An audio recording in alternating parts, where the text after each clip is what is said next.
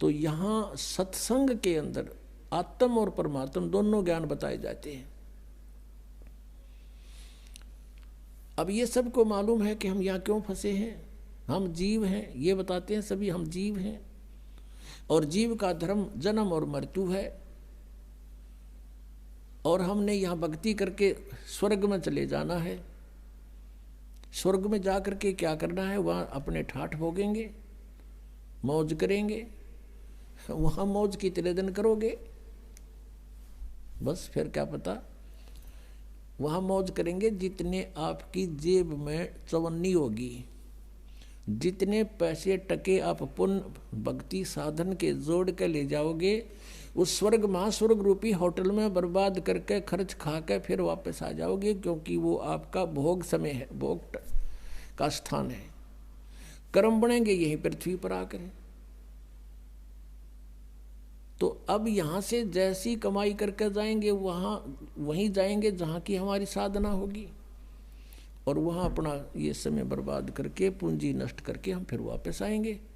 तो ये जन्म और मृत्यु सदा बनी रहेगी। और इन्होंने अंतिम विधान बना दिया कि जन्म और मृत्यु तो सभी की होती है। और कोई मोक्ष बताते हैं, वो कहते हैं कि परमात्मा में जीव ऐसे मिल जाता है जैसे बूंद समुद्र में। परमात्मा निराकार है, और फिर नौके समाधि में उसके दर्शन होते हैं। जब समाधि में दर्शन होते हैं, निराकार क्यों करोगे वो। फिर बात को घुमाते हैं, हमने डिवाइन लाइट देखा, डिवाइन लाइट, ईश्वरीय प्रकाश देखा। जैसे कोई कहे हमने ट्यूबलाइट देखी, ट्यूबलाइट कोई अंधा बोल रहा हो और उसे पूछे भाई ट्यूब कैसी होती है, और वो कहता हो मैंने सारा दिखा है। उसने कोई नो पूछा कि ट्यूब कैसी है जिसकी लाइट देखी, और वो अंधा नो कहे ना ट्यूब तो निराकार हो तो होती नहीं। ट्यूब बिना लाइट किसी, ईश्वर बिना प्रकाश किसा। तो ये हमारा भ्रमित ज्ञान था। उस पूर्ण परमात्मा ने 600 वर्ष पहले बताया था। क्या बताया था? धर्मदास ये जग बोराना, कोई न जाने पद निर्वाणा।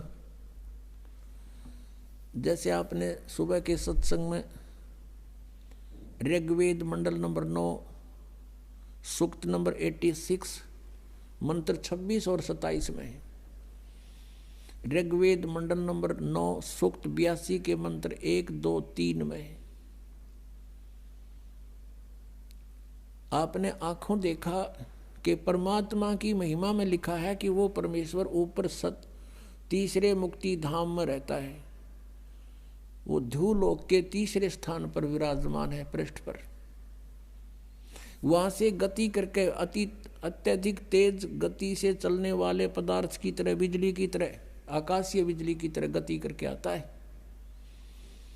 और अच्छी आत्माओं को प्राप्त होता है, अच्छी आत्माओं को मिलता है,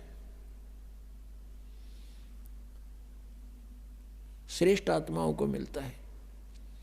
तो वो ऐसी लीला कौन से भगवान ने कर रखी है? केवल कबीर परमेश्वर ने। और जिनको हम भगवान मानते थे उनकी किसी लीला में वेदानुसार उनकी महिमा नहीं है। केवल कबीर जी की महिमा वेदानुसार है।